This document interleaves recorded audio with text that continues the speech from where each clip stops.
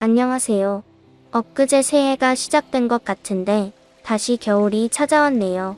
해마다 이맘때가 오면 저는 제가 제 인생에서 겪었던 가장 기막힌 얘기가 떠오른답니다. 이제 세월이 지났으니 잊어야지 하는데도 왜 그리도 어제 일처럼 선명해지는지 오늘은 그 얘기를 해보고자 이렇게 글을 쓰게 되었네요. 먼저 제 소개를 하겠습니다. 저는 올해로 30대 중반에 들어섰고 3년 전 두 번째 이혼을 했고 지금은 낯선 도시로 이사를 와서 10살 된 딸아이와 둘이 살고 있죠. 작년에는 작은 옷가게를 냈고 지금은 어엿한 자영업자가 되었답니다. 저는 지금으로부터 3년 전에 제 몸에 암세포가 퍼져서 수술을 하게 된 끔찍한 일이 있었답니다. 지금은 건강을 되찾게 되어서 하루하루를 선물 받은 기분으로 살고 있어요. 저의 첫 번째 결혼은 불같은 사랑이었어요. 너무 어린 나이에 한 결혼이어서 그런지 그 결혼 생활은 오래가지 못했고 살림을 차린 지 1년도 되지 않아 이혼을 하게 되었죠. 그런데 이혼 후에 제 뱃속에는 작은 생명이 자라고 있었던 거였습니다. 그럼에도 저는 전 남편에게 얘기하지 않고 혼자서 아이를 낳아 키웠죠. 친정 부모님이 저를 이해해 주셨고 무엇보다도 경제력이 있으셔서 저는 뱃속에 아이를 낳아 기를 수가 있었네요. 부모님은 어린 제 나이가 너무 안타깝다면서 아이를 봐줄 테니 회사에 다니면서 또래들과 즐기라고 하더군요. 그리고 기회가 되면 새 출발을 하라는 말도 아끼지 않으셨습니다. 그러다 저는 같은 회사에 다니는 직원과 사랑에 빠졌고 재혼을 하게 되었죠. 재혼을 할 거라면 아이가 1살이라도 어릴 때 하고 싶었어요. 이건 제 희망사항이긴 하지만 아이의 친아빠가 따로 있다는 사실을 아이에게 알리고 싶지 않았고 새로 결혼하는 남편이 아이의 친아빠인 것처럼 살고 싶었습니다. 그러다 아이가 어느 정도 나이가 들면 그때 친아빠 얘기를 하려고요. 시어머니는 총각인 아들을 꿰차내 딸린 이혼녀인 저를 마음에 들어하지 않으셨어요. 어쩌면 당연한 거죠. 혹 딸린 이혼녀를 누가 며느리로 반기겠습니까? 그것도 총각인 아들의 짝으로요. 그런 저는 평생을 남편과 시어머니에게 잘할 것을 맹세하고 시어머니의 어떤 말도 다 감수를 하겠노라고 다짐했죠. 하지만 시어머니는 잠시도 저에게 곁을 주지 않으셨습니다. 따뜻한 말 한마디 하지 않으시는 분이셨어요. 그러다 제 아이가 7살이 되던 해였습니다. 언제부터인가 밥을 먹어도 소화가 되지 않고 체중이 계속해서 감소하더군요. 가족력이 있는 것도 아니고 어려서부터 배앓이가 종종 있었던지라 소화가 잘 되지 않고 속쓰림이 여러 달 계속되어도 아직 젊은데 큰 병이야 생기겠어? 하고는 약국에서 소화제만 사다 먹었죠. 그러던 어느 날이었습니다. 자주 다니던 약국의 약사가 그러더군요. 병원에 가서 정밀 검사 한번 받아보세요. 소화제를 너무 드시는 것 같아요. 저희 약국에 오신 것만도 1년이 넘으셨잖아요. 약사의 말이 틀린 말은 아니었어요. 그렇잖아도 병원에 한번 가보려고요. 요즘은 밥만 먹으면 구토가 날 것 같아요. 한 숟가락 먹기도 힘들어요. 그래요. 작은 병 키우지 마시고 꼭 병원에 가서 진단 받아보세요. 약사의 이런 말에도 큰 병은 아닐 거라고 생각하고 아이가 어린이집에 간 사이에 병원으로 달려갔죠. 그런데 동네 작은 내과병원의 의사선생님이 하시는 말씀이 큰 대학병원에 가서 정밀검사를 받아보라는 겁니다. 이 말을 듣는 순간 기분이 오묘하더라고요. 약사도 동네 병원 의사도 진지하게 말을 하는데 그때부터 가슴이 떨리더니 어쩌면 제 몸속에 암덩어리가 있을지도 모른다는 생각이 들기 시작했어요. 그리고 동시에 어린 딸 아이의 얼굴이 생각났습니다. 내가 아프면 내 딸은 누가 돌봐주지 하는 생각이 들더군요. 제 곁에는 이제 친정이 없기 때문이죠. 제가 두 번째 결혼을 하고 1년이 되지 않은 어느 날이었어요. 친정아빠와 엄마가 차를 몰고 야외에 나가셨다가 교통사고로 한날 1시에 돌아가셨습니다. 느닷없는 이별이었습니다. 그렇게 친정이 없으니 만약 저에게 무슨 일이 생기면 제가 믿고 의지할 사람이라고는 남편과 시어머니밖에 없다는 생각이 들더군요. 그런데 시어머니는 멀리 지방에 사시고 게다가 제가 재혼이라는 이유만으로 결혼 전부터 저를 탐탁지 않게 여기시는 분이시라서 과연 제가 아프다고 하면 병간호를 해주실까, 아이를 봐주실까 마음이 복잡했네요.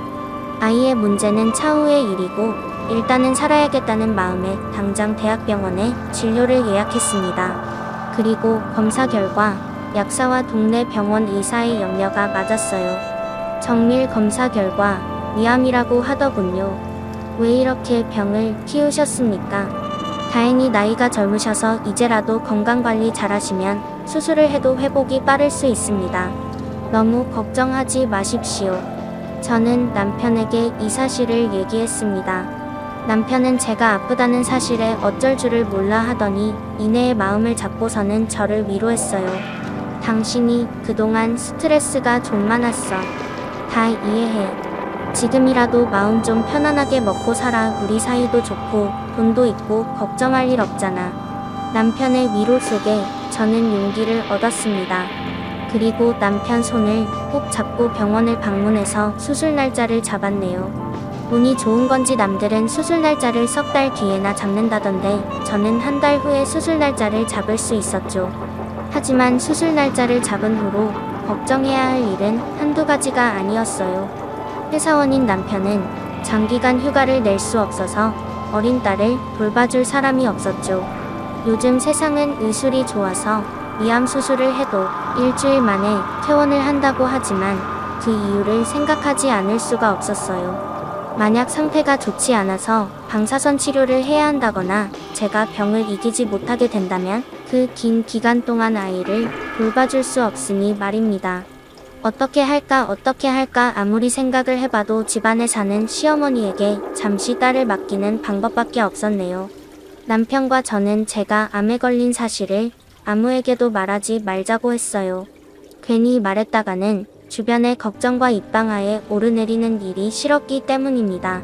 그런데 아이를 돌봐줄 사람이 없다 보니 저희 부부는 할 수 없이 지방에 사는 시어머니에게 저의 병을 얘기하고 도움을 청할 수밖에 없었죠. 수술 날짜를 잡고 나서 남편과 저는 딸아이를 데리고 어머니 댁에 갔습니다. 전화로 말씀드리기에는 너무 죄송한 마음이 들었거든요. 남편이 먼저 시어머니에게 말을 꺼냈어요. 엄마, 이 사람이 암이래요. 다음 달에 수술 날짜 받아놨어요. 이번에 있는 암만 딸아이 좀 맡아주세요. 시어머니께서는 제가 암이라고 말을 했어도 눈 하나 깜짝하지 않으시더군요. 그러고는 하시는 말씀이 뭐라고? 암이라고? 아주 가지가지 한다. 애 딸린 주제에 총각을 후려치질 않나. 이제는 하다하다 몸 아파서 내 아들 고생시키려고 작정했구나. 남편이 시어머니의 말을 끊었어요. 엄마, 말씀이 너무 심하세요. 내가 내 입으로 말도 못하냐? 아이고야, 진짜 웃긴다. 병 걸린 게 무슨 벼슬이라도 한 거야? 뭐 병에 걸렸으니 날더러 피 한 방울 섞이지 않은 내 딸을 봐달라고? 기가 막혀서 정말 내 몸은 건강한 줄 아니? 내 나이가 70이 넘었다. 내가 어떻게 어린 애를 봐?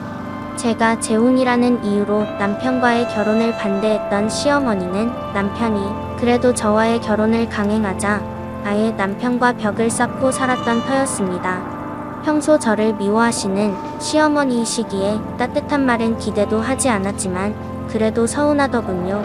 다른 것도 아니고 암에 걸렸다는데 일단은 위로의 말이나 걱정의 말 한마디는 해주실 줄 알았거든요. 시댁이 멀다는 핑계로 명절하고 내 생일하고 내 아버지 제사 때 1년에 딱 4번 얼굴 비추더니 이젠 아쉬우니까 애를 봐달래? 하여튼 넌 자식이 되어서는 엄마 생각하는 마음이 전혀 없구나. 남편은 시어머니에게 머리를 조아리며 죄송하다는 말을 연거푸했고 저 역시 시어머니에게 무릎을 꿇고 죄송하다는 말씀을 여러 차례 드렸습니다. 시어머니는 말끝에 마치 남 얘기하듯 마지못해 저의 건강을 물으시더군요. 그래, 무슨 암이래? 위암이래요. 수술하고 치료받으면 생명에는 지장이 없다고 하네요.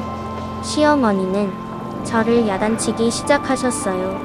넌 내 뭉등이 소중한 줄 모르고 대체 어떻게 관리를 한 거야? 돈 번다고 직장을 나가는 것도 아니고 집에서 노는 애가 말이다. 아유, 나 참 시어머니는 제가 어떻게 몸이 좋지 않은지 암이 걸려 생명에는 위험이 없는지 전혀 관심이 없었습니다. 그저 제 몸등을 관리 못하고 남편 고생시킨다며 저를 나무라시더군요. 멀쩡한 총각 잡아서 결혼하더니 너 벌 받는 거다. 점쟁이 말이 딱 맞지. 너랑 결혼하면 내 아들 평생 마음고생 몸고생한다더니 아이고 내 아들 불쌍해서 어쩌노? 시어머니의 말을 듣는데 눈물이 핑 돌더군요. 하지만 저는 별다른 방법이 없어서 시어머니에게 간곡하게 아이를 맡아주실 것을 부탁하고 집으로 돌아왔네요. 시어머니 말대로 피 한 방울 섞이지 않은 손녀지만 그래도 남에게 맡기는 것보단 낫지 않을까 싶더군요. 다음은 딸아이가 문제였습니다. 수술 날짜까지 남은 시간 동안 저는 딸아이를 매일 설득했죠. 엄마가 아파서 병원을 가야 하는데 어린아이들은 병원에 못 들어간대. 그러니까 한 달만 할머니 집에서 사는 거야. 할머니랑 처음 얘기를 듣던 7살짜리 딸아이는 눈물을 펑펑 흘리더니 떼를 쓰더군요. 할머니 싫어. 엄마랑 같이 했을래. 하면서 몇 날 며칠 동안 밥도 먹지 않고 떼를 썼습니다. 태어나서 한 번도 저와 떨어져 지내본 적이 없는 데다가 친하지도 않은 할머니와 어떻게 한 달을 지낼지 딸아이를 보내기도 전에 마음이 아팠네요. 안 되겠다 싶어서 용기를 내어 시어머니에게 전화를 드렸어요. 어머니 죄송한데요. 어머니가 저희 집에 오셔서 아이를 좀 봐주시면 안 될까요? 태어나서 한 번도 제 곁을 떠나 본 적이 없어서 그런지 막무가내로 가지 않겠다고 하네요. 그랬더니 시어머니께서 역정을 내시더군요. 너 지금 아프다고 유웃했더니 어이가 없다 참 어디서 시애미한테 이래라 저래라야. 내 딸 봐주겠다는 것도 겨우 승낙한 건데 뭐 내 집에 가서 식모사를 하라고. 어머니 그런 얘기가 아니라요. 애가 어려서요. 시어머니는 화를 내시면서 전화를 끊어버리시더군요. 기분이 썩 좋진 않았습니다. 하지만 더 이상 방법이 없다는 생각에 저는 더 적극적으로 딸아이를 설득하기 시작했네요. 할머니 집에는 마당이 있어서 마음껏 뛰어놀 수도 있고 마당에는 또 강아지도 있는데 재밌지 않을까? 강아지의 말에 딸아이의 기분이 풀리기 시작하더군요. 그리고는 조금씩 할머니 집에서 지내는 걸 기대하는 눈치였어요. 그렇게 딸아이의 마음을 진정시키고자 저는 딸아이가 원하는 강아지 인형도 사주고 젤리 과자도 사주면서 달래고 얼렸습니다. 그렇게 시어머니에게 딸을 맡기고 저는 병원에 입원하게 되었죠. 다행히도 딸아이는 제 곁에서 떨어졌지만 제 마음은 참으로 무거웠어요. 처음에야 할머니 집에 간다는 게 설레지만 막상 하룻밤 이틀밤이 지나면 엄마 생각, 집 생각, 그리고 다니던 어린이집 생각도 날 테니까요. 제 예상이 딱 맞았습니다. 딸아이는 밤마다 저에게 전화했어요. 엄마, 나 집에 언제 가? 할머니가 나랑 안 놀아줘. 심심해. 엄마, 배고픈데 할머니가 밥 안 줘. 시어머니도 마찬가지였습니다. 하루가 멀다 하고 저에게 전화를 하셔서는 제 속을 긁어 놓으셨죠. 내가 뭘 한 게 있다고 몸이 아파 늙은 나도 멀쩡한데 하시면서 제 딸을 돌본 뒤로 몸이 여기저기 아프다는 말씀을 하셨네요. 의사는 곧 수술을 하니 마음 편하게 가지셔야 합니다. 그러는데 제 마음은 가시방석 같았습니다. 게다가 남편은 직장을 다녀야 하기 때문에 제 곁에 있어줄 수가 없었어요. 퇴근을 하고 와서는 겨우 제 얼굴을 보고 다음날 출근을 위해 다시 집으로 갈 수밖에 없었죠. 그러다 수술 전날 밤이 되었습니다. 그때가 밤 9시가 훌쩍 넘은 시간이었는데 딸아이가 전화를 해서는 펑펑 우는 겁니다. 엄마, 나 무서워. 할머니 모임 있다고 나가셨는데 아직도 안 돌아오셨어. 엄마, 걱정이 되어서 쉴 수가 없었어요. 그러다 10시가 넘었는데 딸아이가 전화를 했더군요. 펑펑 울면서 하는 말이 할머니가 그러는데 엄마는 아빠 꼬신 나쁜 년이래. 아빠가 내 아빠가 아니래. 엄마, 아빠가 가짜 아빠야? 딸아이의 나이가 지금 7살입니다. 그 어린아이에게 너란 존재는 전 남편과 엄마가 낳은 아이고 지금 아빠는 새아빠야 라는 설명을 한들 아이가 이해를 못할 것 같더라고요. 일단은 할머니가 잘못 말한 거라고 아이의 마음을 진정시키고 저는 소화기 너머로 자장가를 부르며 아이를 재웠네요. 아이에게 하지 말아야 할 말을 아니 아이가 컸을 때 언젠가는 제가 할 말을 이런 식으로 해버리는 시어머니가 정말 밉더군요. 당장이라도 제 몸에 꽂아진 주사 바늘을 빼고 딸아이에게 달려가고 싶었어요. 이럴 땐 친정 엄마라도 살아 계시면 얼마나 좋을까요? 그날 밤 친정 부모님이 사무치게 그립기만 했습니다. 드디어 수술 날이 되었습니다. 그날은 남편이 회사에 휴가를 내고 제 곁에 있어 주었어요. 그리고 수술에 들어가기 1시간 전이었습니다. 시어머니께서 또 전화를 하셨더군요. 뻔히 수술하는 날이라는 걸 알면서 말입니다. 남편은 시어머니의 말이 뻔한 것 같아서 저를 바꿔주지 않으려고 애를 쓰는데 시어머니의 호통이 어찌나 심하던지 끝내 저에게 전화를 바꿔주었네요. 제가 여보세요를 하자마자 시어머니께서는 기다렸다는 듯 저에게 말씀하시더군요. 나 지금 내 딸년 때문에 죽을 지경이다. 밤새 잠을 안 자고 침을 거리는데 난들 어떡하냐? 나도 좀 살자. 어서 데리고 가. 수술실에 들어가기 전까지 저는 눈물을 펑펑 흘렸습니다. 어머니 죄송해요. 제가 수술 받고 태어나면 바로 데리러 갈게요. 전화통화 내용을 듣다 못한 남편이 나서더군요. 엄마, 이 사람 수술실 들어가야 돼요. 그만 좀 하세요. 수술 끝나면 제가 바로 딸 데리러 가겠습니다. 그렇게 전화를 끊고 남편도 저도 기분이 상해버렸습니다. 간호사가 와서는 저를 수술실로 안내하더군요. 저는 제 스스로 제 마음을 가라앉혔어요. 수술이 잘 되고 회복을 빨리 해야 제 딸아이를 빨리 데려올 수 있고 시어머니의 온갖 짜증도 더 이상 받지 않아도 된다고요. 그렇게 기도를 하며 저는 긴장에 들어갔고 드디어 수술을 마쳤네요. 눈을 떴더니 남편이 옆에 있더군요. 여보, 나야. 나 알아보겠어? 저는 대답 대신 두 눈만 껌뻑거렸습니다. 수술을 했으니 아플 거라고 생각했는데 약 기운인지 아픈지도 모르겠더군요. 의사 선생님 말씀이 수술 잘 됐대. 걱정하지 않아도 된대.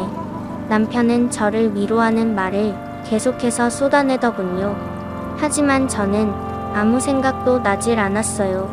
머릿속에는 그저 딸 생각뿐이었죠. 빨리 회복해서 딸아이를 데려올 생각밖에 없었지만 그게 쉽지 않더군요. 아무리 젊은 나이라도 암 앞에서는 이겨낼 장사가 없더라고요. 의사 말이 보름 정도 입원하고 통원 치료를 하면 된다더니 입원 기간이 한 달이 지나고 말았습니다. 그동안 시어머니의 분노는 하늘을 향했죠. 보름만 딸 봐달라더니 이게 뭐야? 이러다 나애 키워달라는 거 아니야? 내가 너희들 속셈 모를 줄 알아? 당장 데려가. 남편은 매일 시어머니와 다퉜어요. 하루는 엄마 정말 너무하세요. 알았어요. 지금 데리러 갈게요. 하고 그 길로 차를 몰고 딸아이를 데리러 시댁으로 갔습니다. 그리고 정말 남편이 딸아이를 데리고 왔더군요. 제가 병원에 있는 동안 남편은 퇴근 이후에는 병원에 아이를 데리고 와서 저를 보여주고 밤 9시가 되면 딸아이를 데리고 집으로 돌아갔어요. 아침이면 어린이집에 아이를 맡기고 도우미 아줌마를 써서 하원하는 오후 4시부터 밤 9시까지 아이를 맡겼죠. 왜 이 생각을 못했는지. 이렇게 하니 시어머니에게 딸아이를 맡기는 것보다 제 마음이 훨씬 편했습니다. 여보, 진작에 이렇게 할 걸 그랬다. 내가 생각 잘했지. 당신은 마음 단단히 먹고 얼른 낫기나 해. 그렇게 입원한 지 한 달이 지나서 저는 퇴원을 하게 되었습니다. 마음이 그렇게 가뿐할 수가 없더라고요. 그러나 당분간은 딸아이와 한 방을 쓸 순 없었어요. 제 몸의 면역이 낮은 데다가 딸아이 역시 약한 아이니까요. 그래서 저는 안방을 쓰고 딸아이와 남편은 거실에서 잠을 잤죠. 큰 병을 겪고 나니 가족에 대한 소중함이 더 커지더군요. 하루는 이런 생각을 했습니다. 몸이 나아지면 가족들과 무엇을 할 것인지 저는 혼자서 계획을 세웠죠. 일단은 요리를 배울 계획이었습니다. 가족들을 위해 건강한 식재료들을 사다가 건강한 음식들을 많이 만들어 줄 겁니다. 그리고 꾸준히 운동할 겁니다. 그리고 여행도 자주 다닐 거고요. 이런 생각들을 하니 절로 아픈 곳들이 다 낫는 듯 하더군요. 그렇게 두어 달 저는 병원을 다니면서 진찰을 받았습니다. 그러던 어느 날이었어요. 수술 부위가 부어오르더니 숨을 쉴 수 없을 정도로 아파지더군요. 저는 회사에 있는 남편에게 전화를 걸어서 당장 집에 오도록 했습니다. 그리고 제 연락을 받고 허겁지겁 달려온 남편과 함께 병원을 찾았네요. 수술한 곳이 분명 잘못되었다는 느낌이 오더군요.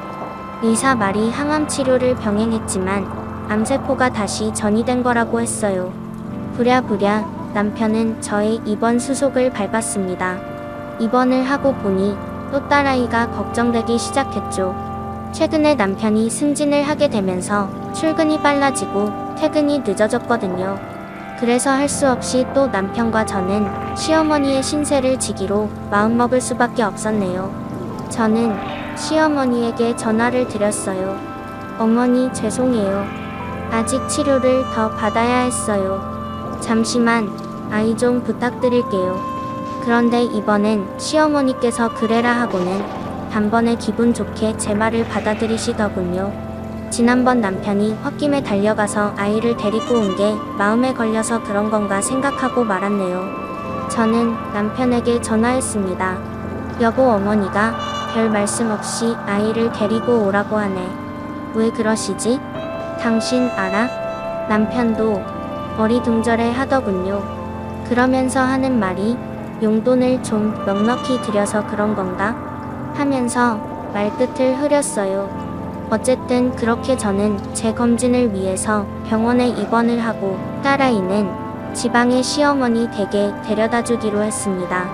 시어머니께서 별 말씀 없이 받아주시니 처음 입원할 때보다 제 마음이 한결 가벼웠어요. 두 번째라서 그런지 딸아이도 반감없이 시댁으로 향하는 남편의 차에 쉽게 올라타더군요. 남편과 딸아이가 탄 차를 한없이 바라보다가 저는 병실로 돌아왔습니다. 그런데 제 병실 침대 위에 딸아이가 매 순간 안고 다니는 강아지 인형이 놓여있더군요. 딸아이가 깜빡하고 빠뜨리고 간 거였어요. 이 애착 인형이 없으면 딸아이가 밤새 울 텐데 하는 생각에 저는 불이 나게 남편에게 전화했습니다. 하지만 남편은 전화를 받지 않더군요. 아마도 운전 중이어서 받지 않은 것 같았어요. 제 전화가 온 걸 확인했으면 휴게소에서 전화를 걸겠지 하고는 기다렸죠. 딸아이의 애착 인형을 보니 딸아이가 생각이 나더군요. 저의 눈시울이 뜨거워졌습니다. 그렇게 인형을 한없이 바라보고 있다가 그 강아지 인형을 안았어요. 이렇게라도 아이의 체온을 느끼고 싶었나 봅니다. 그런데 그 순간 인형 안에서 무슨 소리가 들려오더군요. 처음엔 유리창 밖에서 들리는 소린가 아니면 텔레비전에서 나는 소린가 두리번거렸는데 아이의 인형에서 나는 소리가 확실했어요. 알고 보니 이 인형에 녹음 기능이 있더군요. 대체 무슨 소린가 1층 매점에서 건전지를 사다가 갈아 끼우고서는 녹음된 소리를 들어봤습니다. 시어머니가 누구 얘긴가 막 얘기를 하더군요. 이참에 이런저런 핑계대서 이혼해라. 요즘 세상에 이혼한 거 하나도 흠아니다. 전혀 만나 결혼해서 내 자식 낳아 키워 남의 자식 키워봐야 하나도 쓸모없다. 분명 시어머니의 음성이었습니다. 이 얘기를 듣는데 심장이 멈추려고 하더군요. 시어머니께서 저를 며느리로 탐탁지 않게 생각하는 건 알았지만 남편과 저를 갈라놓을 생각인 줄은 꿈에도 몰랐습니다. 그런데 그 다음 녹음된 남편의 음성은 더 가관이었네요. 나한테 다 생각이 있으니까 엄마는 가만 좀 계세요. 하여튼 엄마는 성격 급한 게 문제라니까. 내 생각이 뭔데? 내 생각을 말해줘야 내가 안심할 거 아니냐. 아내 앞으로 상가랑 아파트 한 채 있잖아요. 외동딸이라서 장인 장모님이 돌아가시면서 물려받은 거 말이에요. 그건 뭐 지금이라도 이혼하면 반반 나누는 거 아니야. 아니요.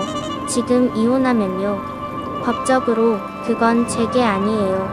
아내의 재산에 제가 기여한 바가 없잖아요. 그래서 시어머니의 말에도 놀랐지만 저는 남편의 말에 더욱 놀라지 않을 수가 없었습니다.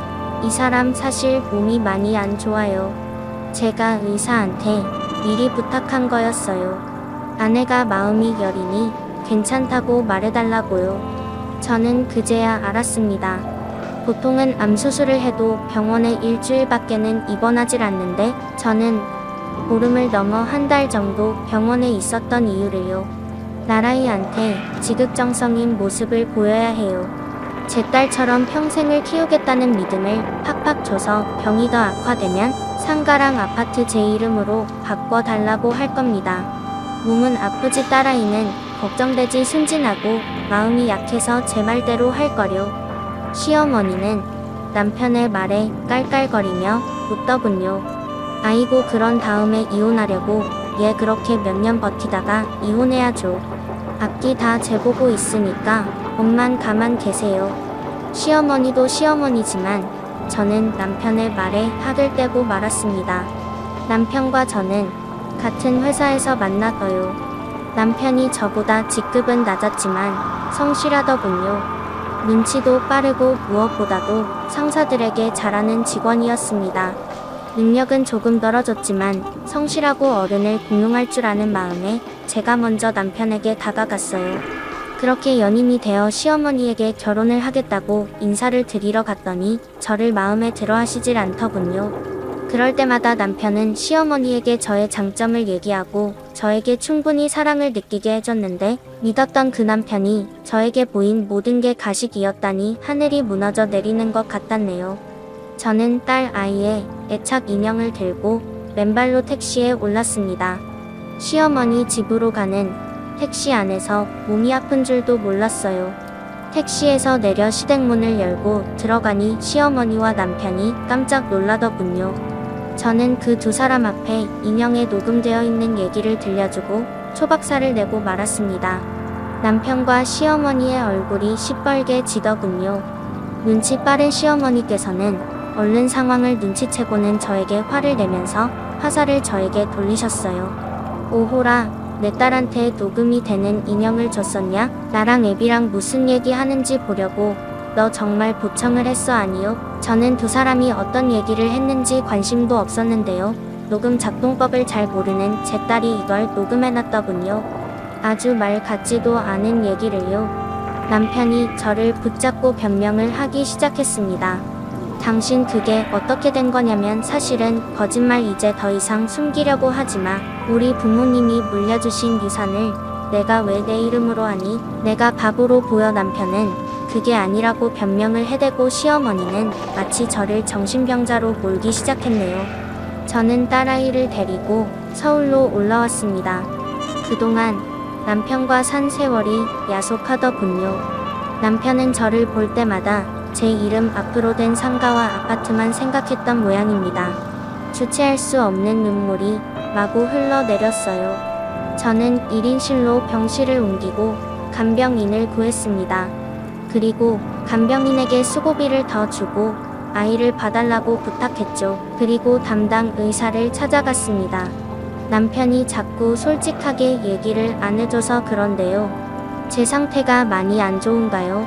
의사가 머뭇거리더군요. 저는 의사에게 사정사정해서 저의 건강 상태를 속 시원하게 들었습니다. 위암이 뼈까지 전이된 상태라 통증이 심했을 겁니다. 지금으로선 방사선 치료를 진행하고 경과를 지켜보는 수밖에 없습니다. 저는 의사의 말을 듣고 삶의 의지를 불태웠습니다. 남편은 제가 입원해 있는 동안 하루도 빠지지 않고 병원을 찾아왔어요. 여보, 내 말 좀 들어봐. 그게 아니야. 내가 왜 당신하고 이혼을 하겠어. 그냥 엄마가 당신을 마음에 들어 하지 않으니까 좀 맞춰드린 것 뿐이라고. 그걸 지금 말이라고 하니 당신은 끝까지 날 만만하게 보는구나. 남편만이 아니었습니다. 제가 병원에 입원해서 암 수술을 받았는데도 문병 한 번 오지 않던 시어머니가 병실을 찾아왔더군요. 제 앞에 무릎을 꿇고서는 미안하다. 다 내 잘못이다. 내가 왜 널 그렇게 미워했는지 이유도 없이 왜 그랬는지 모르겠다. 내가 내 아들하고 인연을 끊을 테니 제발 우리 아들만은 버리지 말아다오. 정말 어이가 없더군요. 아픈 마누라 버리고 재혼하라고 할 땐 언제고 제 앞으로 상가와 아파트가 있다고 하니까 이제 좀 제가 며느리로 보이세요. 저는 그간 시어머니에게 당한 서러움이 북받쳐 올라 펑펑 울었습니다. 간병인이 이러면 몸에 해롭다며 진정하라고 저를 다독였지만 저는 북받쳐 오르는 감정을 주체하지 못했어요. 이런 사람을 믿고 제 평생을 맡겼다니 참을 수가 없었네요. 저는 퇴원을 하고 곧바로 이혼을 하기 위해 변호사를 고용했습니다. 악착같이 살아서 내 딸아이를 보호하고 부모님이 물려주신 재산을 지키기 위해서요. 2년 안에 녹음된 증거가 있어서 이혼 절차는 잘 마무리가 됐어요. 만약 딸아이의 애착 인형의 전 남편과 전 시어머니의 말이 녹음되지 않았더라면 저는 남편의 시커먼 속도 모른 채 살고 있었겠죠. 아마도 약한 마음에 제 재산을 남편에게 넘기고 말입니다. 하지만 어느 날 남편이 저에게 장문의 문자 메시지를 보냈더군요.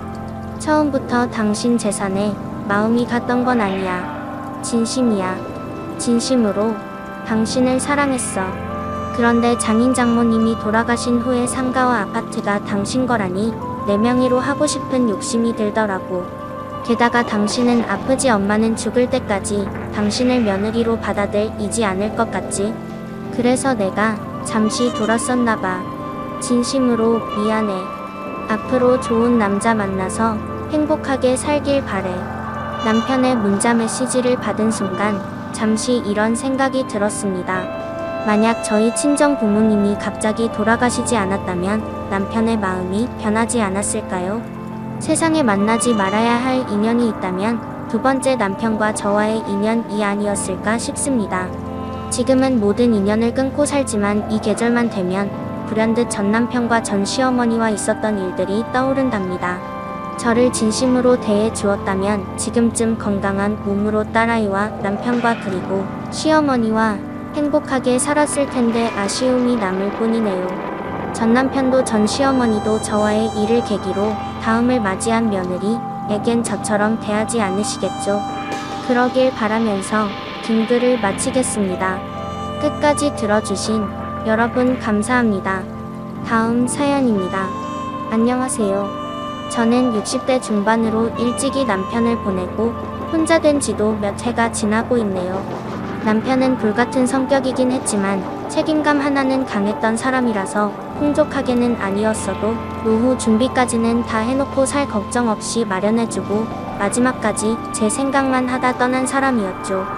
당뇨로 시작해서 합격증을 알았는데 워낙 아픈 모습 들키기 싫어하고 자존심이 센 사람이라 병원 밥만 먹다가 죽기 싫다면서 못해본 건 다 해보고 가겠다고 하더군요. 자식 걱정, 돈 걱정만 평생 하느라 자기 위해서 돈 써본 기억도 없다면서요. 그래서 그토록 타고 싶다던 외제차를 사서 한 달쯤 지나 떠나게 됐죠. 그쯤 참 신기했던 일이 마지막 며칠을 병원에서 보내다가 가게 되었는데 스스로 떠날 사람은 갈 때를 안다더니 뜬금없이 새벽에 저를 깨우더니 내가 입 아프게 말했지. 애들 믿지 말라고. 갑자기 그게 무슨 소리야. 당신 살 생각만 하라고 애들 줄 생각하지 말고 누가 보면 남의 자식이야. 내 말 잘 들으라고. 유언이야. 남편은 저랑 살면서도 늘 입버릇처럼 그랬어요. 자식들 돈 때문에 싸움 나고 괜히 부모님 덕 보려고 하다가 망한 것도 많이 봤다면서 60 지나니까 애들 앞으로 얼마씩 주고 그게 끝이라고 정리를 하더군요. 그래도 남편 사업이 계속되고 있었기 때문에 딱히 자식들한테 용돈 받으면서 노후를 지냈던 것도 아니고 우리 먹고 살 걱정은 없었죠. 그때마다 남편이 애들을 잘못 키운 것 같다 한탄을 하더라고요. 전 그때도 단순히 나이가 되면 서운함이 많아진다더니 이 사람도 영감이 다 됐네 싶은 생각밖에 없었거든요. 그런데 이 일을 당하고 보니 남편 말 안 들은 게 얼마나 후회되는지 모르겠습니다. 하늘에서 보고 속상해할 것도 마음이 아프고요. 이제부터라도 남보다 못한 자식들이라는 걸 알았으니 남은 인생은 남편 말대로 저 하나만 생각하고 살려고 합니다. 제가 이렇게까지 마음먹은 건 얼마 전에 겪은 일 때문인데요. 남편 장례를 치르고 텅 빈 집에서 혼자 지내려니 내색은 안 했지만 빈자리가 너무 느껴져서 힘들긴 하더라고요. 같이 먹던 밥도 혼자 차례 먹으려니 대충 먹게 되고 살도 점점 빠지고 하니 애들이 걱정이 된 모양인지 엄마 혼자 있지 마시고 올라와서 같이 살아요. 그래도 살던 데가 익숙하지. 내 나이에 무슨 엄마 꿈이 있잖아요. 우리 가족 다 같이 사는 거 서울에서 그게 쉬워야 말이지. 아빠 사업 자금 정리하면 될 것 같아. 조그만 주택 하나 얻어서 지영이랑 나 엄마 다 모여서 살면 돼. 연식된 걸로 얻어서 고치면 충분히 돼. 정말 얼마나 드는데? 내가 알아보니까 우리 둘 집 정리하고 몇 억 보태면 3층짜리 하나 얻겠던데. 엄마 멀리 두고 우리도 마음 쓰인다니까. 내가 진행할 테니까 같이 살자. 알았지? 부족한 돈은 이야기해. 그럴 때는 정말 장남 노릇을 하며 든든한 힘이 되더군요. 평소엔 살갑게 챙기는 성격은 아니었지만 혼자 된 제가 신경이 쓰이는 모양인지 어떻게든 같이 지내자고 하면서 이 기회에 저도 드라마에서나 보던 한 집에서 가족들 부대 끼고 살아볼 수 있겠구나. 어차피 할 일도 없는데 아이들 살림이나 도와주면서 지내면 되겠다고 생각했죠. 이제 다 늙어서 병원비 말고는 크게 쓸 일도 없고요. 아이들이 저 때문에 생각해준 건데 무리해서 대출받는 것도 걱정이 돼 남편이 남겨준 돈을 전부 다 건넸습니다. 와, 아빠가 우리한텐 짜더니 엄마한테는 녹록하다. 이걸 다 엄마한테 주고 가신 거야? 네 아빠야 워낙 걱정이 많잖아. 내가 평생 살림이나 했지 할 줄 아는 것도 없고 엄마한테만큼은 좋은 남편이네. 괜히 대출 받아서 빚지지 말고 이 안에서 해결해. 아들이 집 얻는 일은 나서서 하고 인테리어는 딸이 알아서 진행하면서 두 아이들이 똘똘 뭉쳐서 무언가 하는 모습을 보니 제가 다 뿌듯하더라고요. 갑자기 지방에서 평생을 살다 서울살이를 시작하려니 겁이 나는 것도 있었지만 그런 두 자식들 모습을 보니 가족들하고 살아도 좋겠다 부푼 꿈을 갖게 되었습니다. 남편 없는 빈자리도 애들이 채워줘서 든든하더라고요. 그렇게 아이들에게 전 재산을 주고 3층짜리 집에 손주들과 저까지 6명의 가족들이 함께 살게 되었습니다. 엄마 꿈이른 소감 어때? 좋다마다 너희 아빠도 같이 있었으면 더 좋았을 텐데. 아빠는 싫어했을걸? 말만 그렇지. 너희들 얼마나 생각하는데. 엄마 그래도 이제 마음 편히 우리하고 지내요. 그래 엄마도 서울 살면 금방 적응할 거야. 친구들도 사귀고 재밌는 곳도 주말마다 많이 가자. 그렇게 한 달이란 시간을 아이들과 밥도 먹고 TV도 보고 소소한 일상을 보냈습니다. 그리고 동네에 친해진 친구들도 생기기 시작했죠. 남편과 둘만 조용히 지내다 손주 녀석들까지 있으니 집안이 환해지는 것 같고 기분까지 밝아지더라고요. 그런데 어느 날 애들 체험 숙제 같은 게 있다며 제주도로 잠시 여행을 다녀야 한다더군요. 엄마, 이번 주는 혼자 있어야겠다. 괜찮지? 같이 가면 좋은데 애들 뒤치다거리만 할 것 같아서. 괜찮아. 내가 무슨 애도 아니고 편히 다녀와라. 혼자서도 잘 챙겨 먹고 문단속 잘하고 있어요. 그런데 그렇게 며칠 뒤 집에 온 사람은 우리 아이들이 아닌 부동산 주인이었습니다. 집 보러 온 사람이 있다며 집을 보여달라고 요구하더군요. 저는 너무 황당해서 버젓이 우리가 살고 있는데 누가 집을 내나요? 지하만 남겨놓고 다 뺐다니까요. 몇 주 전에. 누가 그래요? 연락해 볼 테니까 애들 오면 와요. 아이고, 어르신 노망 나셨나? 무슨 말을 함부로 해요. 우리 6 식구나 사는데 그 집 아드님하고 따님이 와서 내놓고 갔다고요. 안에 싹 피워놓고 이미 나갔는데 무슨 소리예요. 부동산 주인 말대로 문을 열어보니 온갖 짐이 빠지고 텅 빈 쓰레기 봉투 몇 개만 있더라고요. 너무 당황해서 애들한테 전화를 걸었는데 없는 번호입니다. 한순간에 날벼락을 맞은 기분이더군요. 누가 뒤통수를 날려도 이런 느낌은 아닐 것 같았습니다. 남도 아니고 우리 자식들이 사기를 칠 리가, 이런 짓을 벌일 리가 있나. 대체 무슨 마음이 있어서 친부모가 아니면 모를까. 배 아파 낳은 지 엄마한테 이런 짓이 가능한 건지 순간 꿈 같기도 하고 누가 심한 장난을 치고 있는 것 같더군요. 아무리 부동산 주인이 큰 소리를 쳐도 윙윙대기만 하고 머릿속이 하얗습니다. 그리고 제가 2주 전에 하루 집을 비운 날이 생각이 났어요. 동네 친구가 온천을 좋아해서 종종 강원도를 가는데 같이 가자고 해서 하루 따라온 사이 아마 그때쯤 짐을 다 비우고 절 버리고 떠날 계획을 짠 것 같았죠. 지하에 빛도 안 드는 방 하나 남겨주고 떠난 걸 감사하다고 생각해야 할지 참 기가 막혔지만 땡전 한 푼 안 남은 제 상황이 어쩔 도리가 없더라고요. 우선은 집을 비워주고 참담한 현실을 받아들일 수밖에 없어 며칠 동안 온몸이 부서져라 지하방을 청소했습니다. 주인 말론 여태 사람이 산 적이 없을 정도의 곳이라 짐 보관하는 용도로만 썼다고 하더군요. 열어보니 쥐벌레가 이미 점령해버린 공간이었습니다. 이런 데서 날 살라고 방 한 칸 남겨주기도 싫어서 저를 버리고 간 애들을 생각하니 이가 갈리더라고요.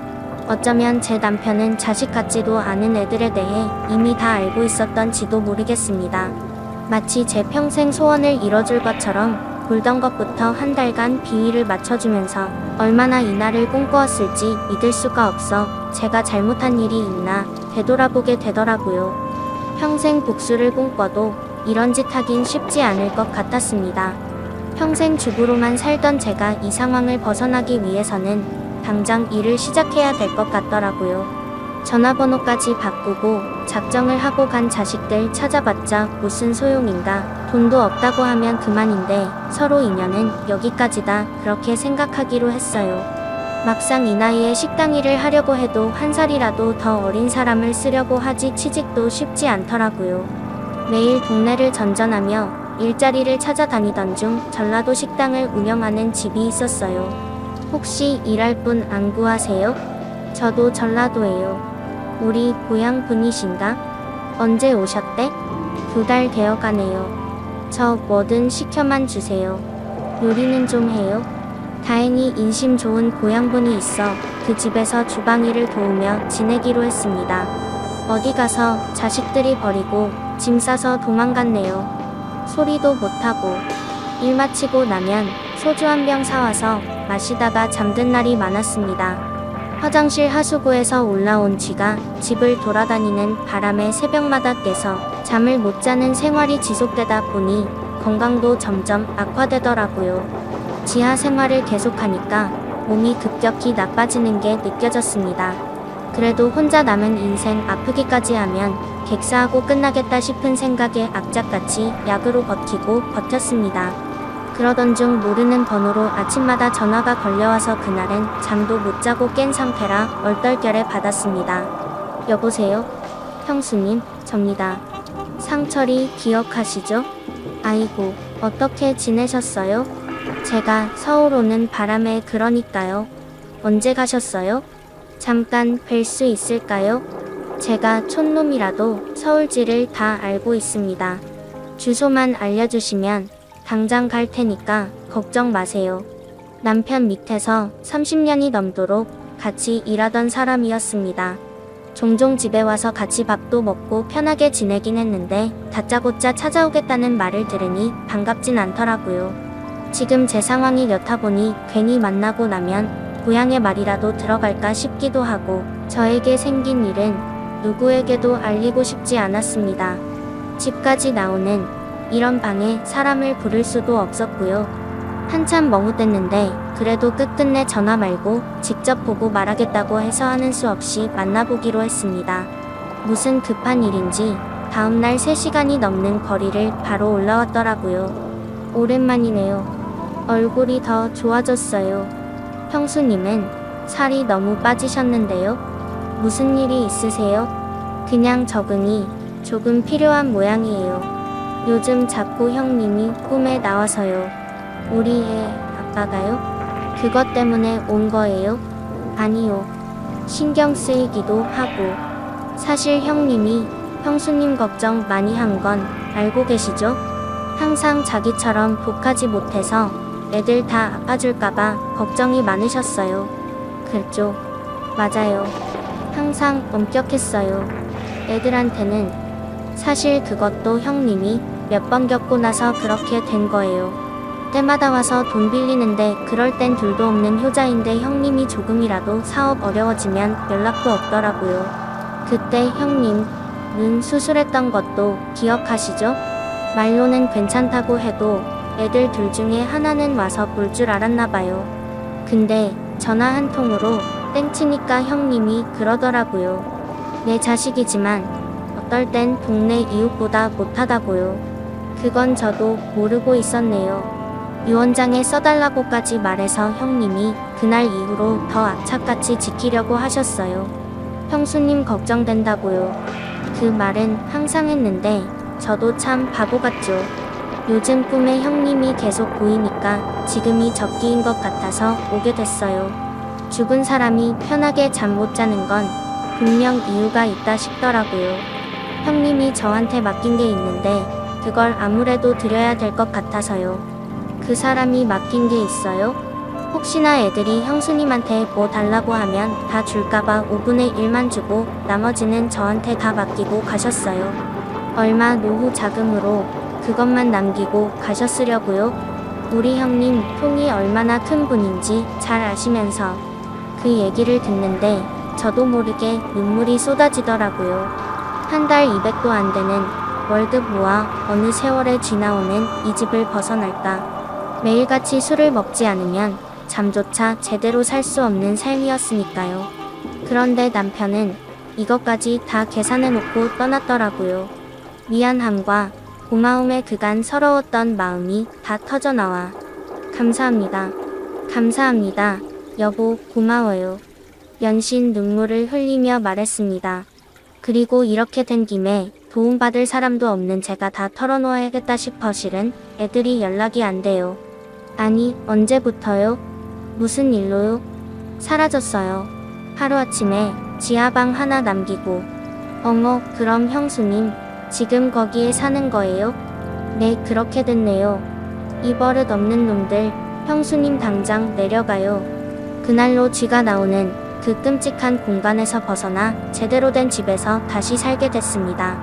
이야기 들어보니 계속 애들이 돈 앞에서 얼굴이 달라지는 모습을 보게 됐고 저 모르게 찾아가 유언장까지 써달라고 우겼더라고요. 남편이 왜 그렇게 아이들에게 냉담하게 굴었는지 비밀이 풀리는 것 같았죠. 저는 다시 고향으로 돌아와 남편이 남겨준 돈으로 그동안 제가 하고 싶었던 작은 펜션을 운영하면서 다시 여유를 되찾고 지내게 되었습니다. 마당도 가꾸고 일이 없어 고민이 있던 친구들에게 일거리도 나눠주면서 그렇게 지내다 보니 예상외로 장사도 너무 잘 되고 입소문이 나면서 예약이 항상 꽉 차게 되었죠.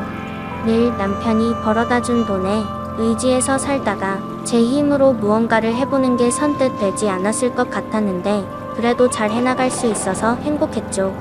가끔 꿈에서 그 집에서 자는 상상을 하면 식은땀으로 옷이 젖을 만큼 악몽이 시달리긴 했지만요. 그리고 얼마 지나 저를 버리고 간 자식도 아닌 두 아이들이 저에게 찾아왔더군요. 꼴을 보니 인생 끝에 몰려져 있는 게 느껴졌습니다. 얼굴을 마주하기도 싫더군요. 등을 돌리고 앉아있는데 갑자기 제 앞에서 무릎을 꿇고 눈물을 흘리더라고요. 엄마 잘못했어요. 우리가 성공해서 다시 가려고 했어. 엄마 버린 게 아니고 일이 꼬였어. 정말이야 믿어줘. 엄마 더 잘 되려고 해본 건데 잘못했어. 같이 지낼 수 없을까? 엄마 일 도울게요. 누가 엄마예요? 난 자식 없는데. 내 주머니 탈탈 털어서 다 주고 나니까 쥐 나오는 방에 사람을 버리더라고. 그걸 자식이라고 하나? 난 이제 자식 없다. 망해 죽든 굶어 죽든 관심 없으니까 당장 가. 신고하기 전에 이것들의 얘기를 들어보니 집을 팔아서 둘이 반으로 나눠 뭐라도 하려고 했다는데 말이 뭐라도 하려고 한 거지. 타고 온 차를 보니 번쩍번쩍 광이 난 세단 외제차를 끌고 왔더라고요. 저는 그걸 보고 이것들아 연기를 하려면 저 차부터 후진차로 몰고 오지 그랬냐. 어딜 말 같지도 않는 소리로 변명을 하고 있어? 라고 했어요. 그렇게 한참을 나가라 못 나간다 씨름을 하다 제 펜션으로 웬 검은색 정장을 입은 남자 3명이 들어오는데 애들을 보자마자 지 엄마 찾으러 올 줄 알았다며 빨리 돈을 내놓으라고 난리를 치는데 알고 보니 이것들 겁도 없이 제 돈을 가져간 것도 모자라 재상금융까지 돈을 빌려 신용불량자로 온갖 섬을 돌아다니며 빚에 쫓기는 신세가 되었더라고요. 그 모습을 보니 더 기가 막히고 정내미가 떨어져 경찰에 신고를 했어요. 이 사람들 다 데리고 나가라고요. 지들이 저질러 놓은 업보를 왜 내가 갚아야 되냐며 2번 다시 얼씬도 하지 말라고 소리소리를 쳤네요. 내가 여기서 이들 또 받아줄 줄 알았냐고 했죠. 경찰이 도착하자 그 3명의 빚쟁이들은 도망을 치고 애들은 끝까지 제 다리를 붙잡으며 한 번만 살려달라고 하는데 저는 이것들이 제게 더 미친 짓을 할 수 있다는 생각이 들어 경찰한테 영업방해로 신고한 거니까 빨리 데리고 나가시라며 문 잠그고 집 안으로 들어갔어요. 남편이 애를 쓰고 만들어준 기회를 또 물거품으로 만들 수 없다고 생각해 단단히 마음을 먹었습니다. 고향을 떠나 전부 잃고 온 저를 물심양면 도와준 남편의 30년 지기 아우나 다른 동네 지인한테 감사한 마음들을 가지며 제가 일적으로 도와줄 수 있는 건 다 도와주리라 생각하면서 잘 베풀고 살아보려 합니다. 지리도 모르던 서울 땅에서 빛도 못 보고 살던 그때를 생각하니 정신이 번쩍 드네요. 내 핏줄인 자식한테 당하고 나니 더 악해져야 된다는 생각이 들었고 이제는 호락호락하지 않게 마음은 굳게 먹고 살려고 합니다. 그리고 제가 눈을 감으면 이 남아있는 돈들은 다 자식들한테 가니 자식들이 물려받지 않게 최대한 많이 쓰고 불쌍하고 힘없는 사람들에게 베풀고 가려고 생각 중이에요. 하늘에 있는 남편 또한 저와 같은 생각일 것 같아요. 제 사연을 통해 부디 자식들에게 전부 주지 말고 꼭 본인 삶을 지키셨으면 좋겠습니다. 긴 이야기 들어주셔서 감사하고요. 건강하고 행복하게 사셨으면 좋겠습니다. 감사합니다.